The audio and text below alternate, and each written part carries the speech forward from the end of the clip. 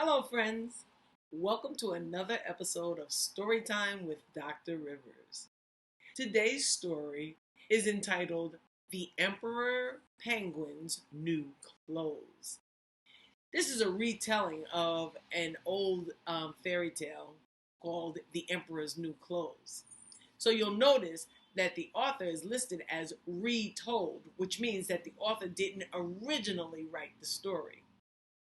In this story, you're going to hear about two penguins that tried to trick the emperor.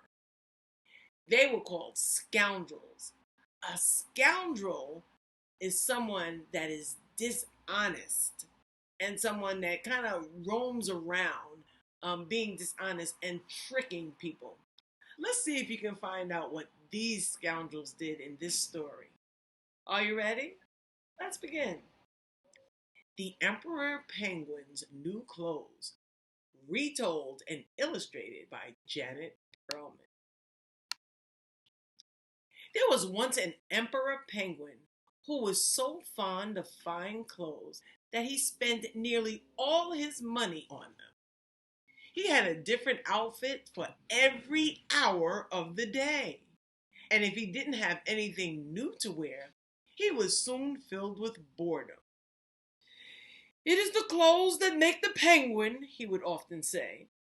He had no time for his soldiers or his royal subjects. If anyone asked where the emperor was, the answer was nearly always, "He's in his dressing room." One day, two scoundrels came to town. They announced that they were master weavers who could make a special magic cloth.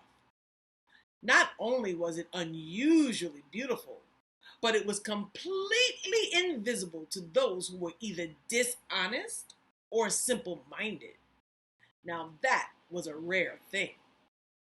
All the penguins were very impressed, although none could afford the high prices the weavers were asking.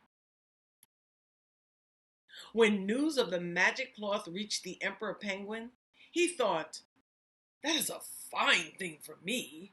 With a suit made of this cloth, I will be able to see who in my court can be trusted and who are the foolish ones. I must have some of this cloth at once." So the emperor commanded the weavers to make some of their special cloth for him. Large amounts of gold were paid to them, and they were given the finest silk thread with which to weave the cloth. The scoundrels set up two huge weaving looms, but they kept the silk for themselves. They sat at the looms day and night, pretending to be very busy, though there was no thread on the machines at all. After a time, the emperor wondered how his cloth was coming along, so he sent three trusted high officials to inspect it for him. The weavers greeted them with much excitement. "See for yourselves," they exclaimed. "The emperor's cloth is the most beautiful we have ever woven." But when the high officials looked at the looms, their beaks dropped. They could see nothing, nothing at all. The weavers pointed out fine details, the pattern here, the colors there. The high officials put on their spectacles. Spectacles are glasses. The high officials put on their spectacles, but they could not see a single thread. "Is it possible that I am dishonest or a simpleton?" each one thought to himself. "Perhaps I am not fit to be a high official. Oh, the emperor must never find out." So one of them said, "Marvelous! Such brilliant colors." And the others quickly added, "Yes, simply exquisite, glorious. We will tell the emperor how wonderful his cloth will be." The emperor was delighted to hear the good news and sent the weavers more gold and silk to finish their work. Again, they kept the silk for themselves and did no weaving at all. Time passed, and the emperor grew impatient to see his cloth. So he decided to visit the weavers himself. He took with him his wisest advisors, including the three high officials who had been there before. When the emperor arrived at the shop, the weavers bowed low and invited everyone to inspect the looms. "Isn't this the most magnificent cloth you have ever seen?" they said proudly. "Oh, yes," exclaimed the high officials, and one added, "Why, the colors are even more vivid than I remembered." Everyone else was speechless. They looked at the looms from every side and underneath as well, but no one could see even the tiniest bit of cloth. The emperor rubbed his eyes in disbelief. "Good heavens," he thought. "If the others can see the cloth, why can't I? Am I dishonest or simple-minded? This is terrible. No one must find out." So he said, "Why, the cloth is splendid. What fine workmanship. Superb." And the others added their praise. "Indeed, how striking the pattern is. Delightful." The emperor immediately ordered that a suit and a long trailing cape be made from the cloth.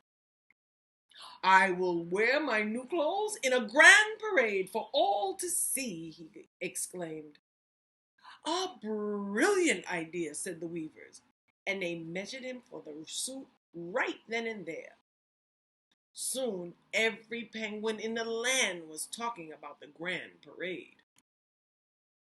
In the days that followed, the weavers could be seen busily cutting the air with their scissors, stitching with empty needles, and pretending to sew on buttons and trim.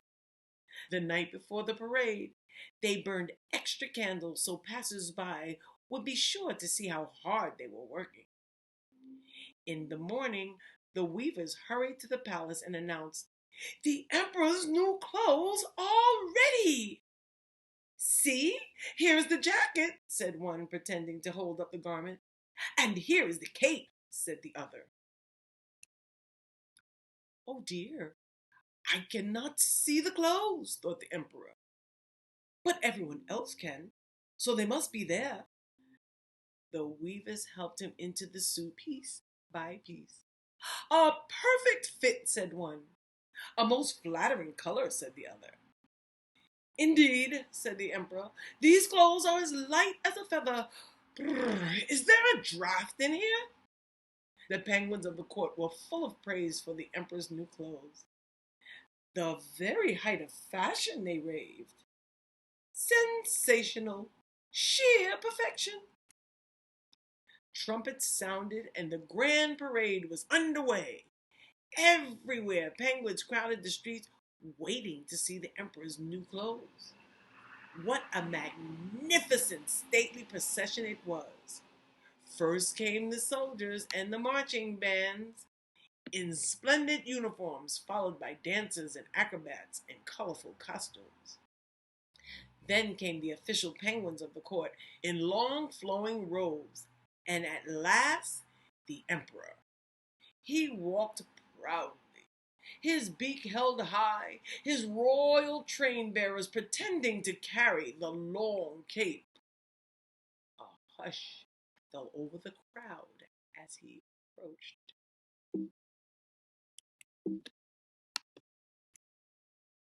Everyone stared in amazement. No one could see the emperor's clothes at all. But then a few penguins started to cheer, and others joined in. No one wanted to be thought dishonest or simple-minded. "Look at the emperor's new clothes! How magnificent he is!" came the cries of admiration from every side. Everybody waved at the emperor, and the emperor waved back. Suddenly, a small voice rose from the crowd. "But look! The emperor isn't wearing any clothes!" The voice came from a very young penguin. Some of the crowd stopped cheering as the penguin called out louder, "Can't you see? The emperor isn't wearing any clothes at all!" Now the emperor heard him too. He was shocked to hear such a thing. But soon others were repeating what the younger penguin had said, first in whispers and then louder, until the whole crowd was shouting, "He is right! The emperor has no clothes!" The emperor's beak turned bright red, for he knew it must be true. Now he could only march proudly on his royal he can only march proudly on, his royal train bearers behind him, carrying nothing at all. As for the scoundrels, they were never seen in the town again. The end. I hope you liked this story today. Take a moment and think about your favorite parts and what were the important parts in the story. Do you remember what a scoundrel is? Share that information with someone in your house. Remember, you should read every day. And now, you can listen to the story as many times as you like, or check on the YouTube channel and find another story that you like to listen to. Make sure you hit the subscribe button and have a great day. I hope you come again. Bye.